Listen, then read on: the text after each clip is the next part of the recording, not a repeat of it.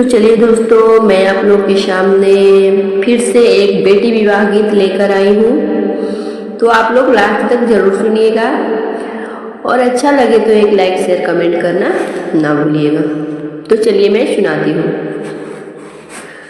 चमा चमा चमकीला पापा के मोहलिया, मड़ावे बैठल सब लोग। चमा चमा चमकीला पापा के मोहलिया, मड़ावे बैठल सब लोग। आधे मड़ौआ बैठे भाई से भतीजावा, आधे में ससुर के लोग, आधे में ससुर के लोग।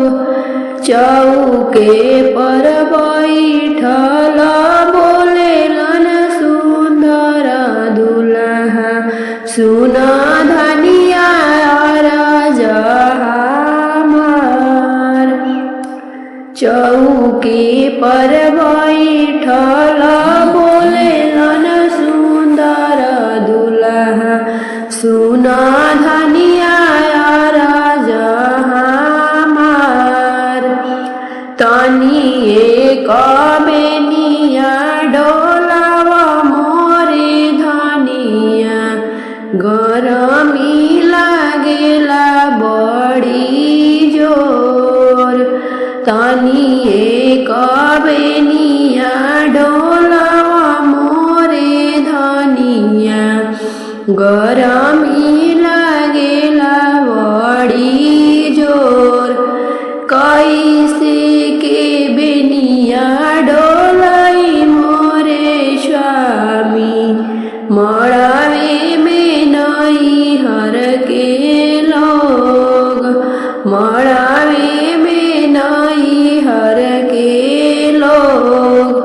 आधे मड़ौआ बैठे भाई से भतीजावा, आधे में ससुर के लोग, आधे में ससुर के लोग।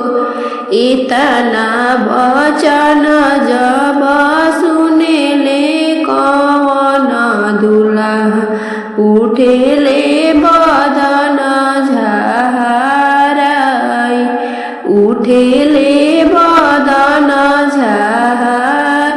तोहर दिया सासु चौके पर छोड़ब, कइले वो दूसर बियाह, कइले वो दूसर बियाह। इतना वचन सुनी बेटी हो कौन बेटी, उठेली चुनरिया संभाल, उठेली चुनरिया संभाल। तोहरे कारण स्वामी बनबो जोगिनिया, छोड़ब नैहर के लोग। तोहरे कारण स्वामी बनबो जोगिनिया, छोड़ब नैहर के लोग। छोड़ब बाबा वरु भाई, छोड़ब कुल परिवार।